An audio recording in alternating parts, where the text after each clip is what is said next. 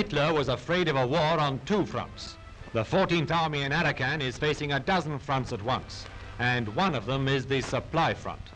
Never in the history of warfare has there been so difficult a problem. It's a country that's not fit to live in, much less to maintain a fighting force in for months on end, but it's got to be done, and it's being done.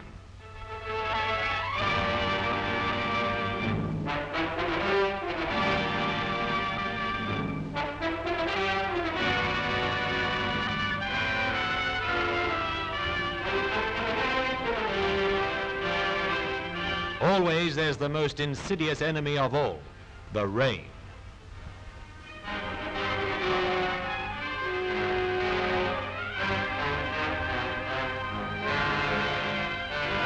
It's trackless jungle dripping with disease.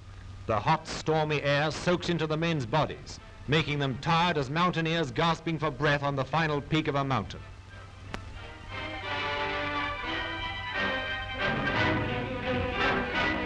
Then there's the grim fight to keep body and soul together. Shelter for the night is a few flimsy tents perched on a hillside. Every box of supplies must be hauled up the long, weary climb from the foot of the hill. Water must be passed from hand to hand from the only available spring. Yet somehow, men ready to drop from exhaustion get their food.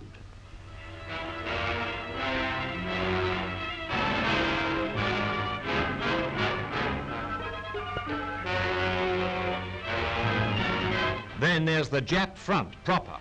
For him, that shifts every day, backwards. He expected to fight, but he never expected to be remorselessly shelled to pieces. That's what's happening. And batteries like these, manhandled into position, have turned the tide of war.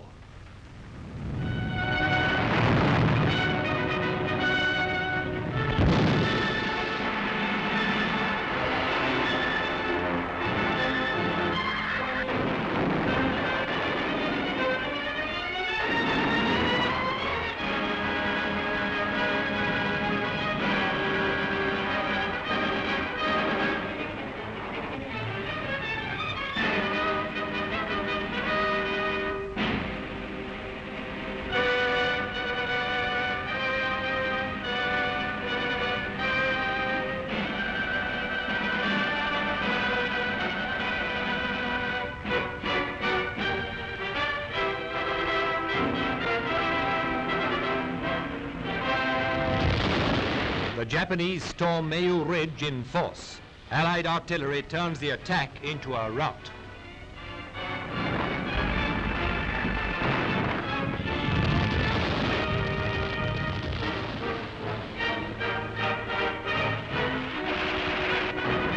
This is the reality behind the brief communiques you read in your newspapers. Yet out of it all, day by day, comes news of victory.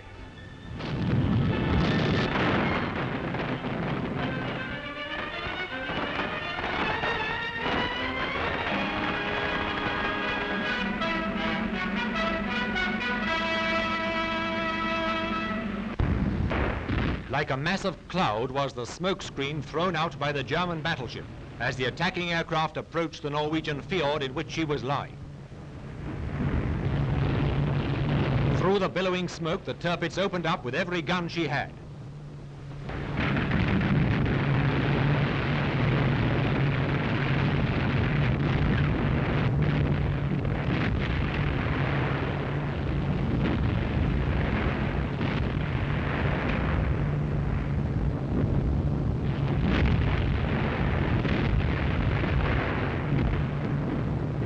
Then the 12,000-pound bombs began to take effect. At least 3 direct hits were registered.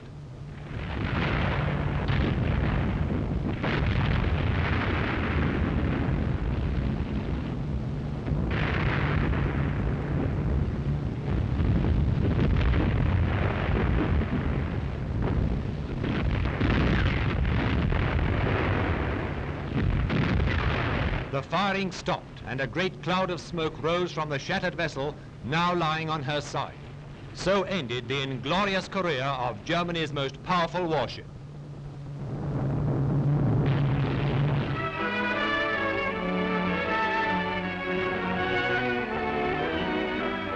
When Mr. Churchill arrived at an airfield near Paris, General de Gaulle greeted him warmly on this, his first visit to the French capital since May 1940.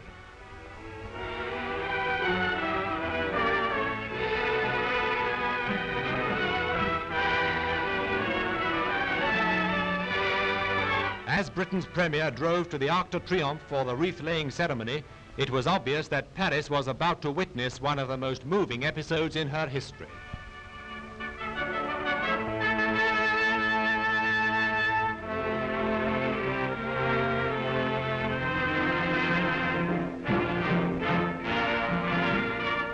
This was the first Armistice Day ceremony in the city in 5 years.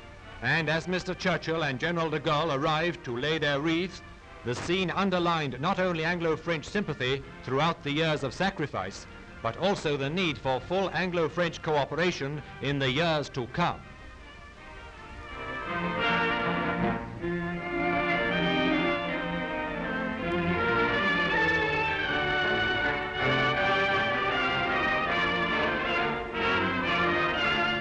A cannon shot announced the hour of 11 and a minute of silence.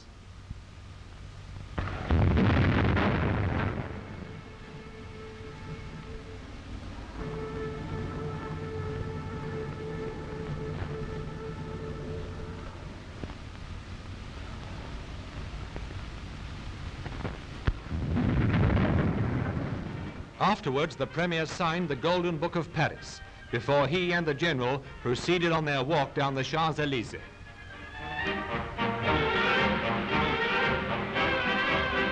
It was a walk which proved to be a supreme personal triumph for Winston Churchill, for his faith in the rebirth of France and for his untiring work towards that end. It was a demonstration, too, of French gratitude and friendship for Great Britain and her allies.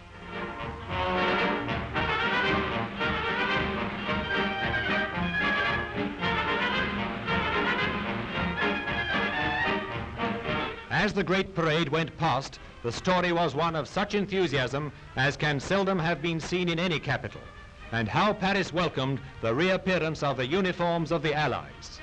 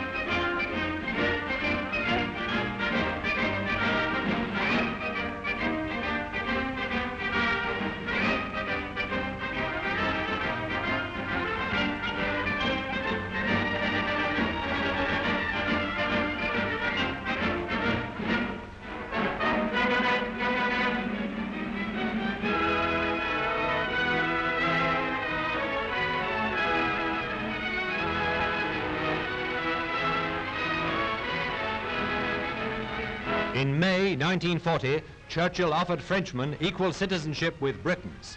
In June 1940, when hope seemed dead, he promised France that her greatness would be restored. No wonder they cheered him on November the 11th, 1944.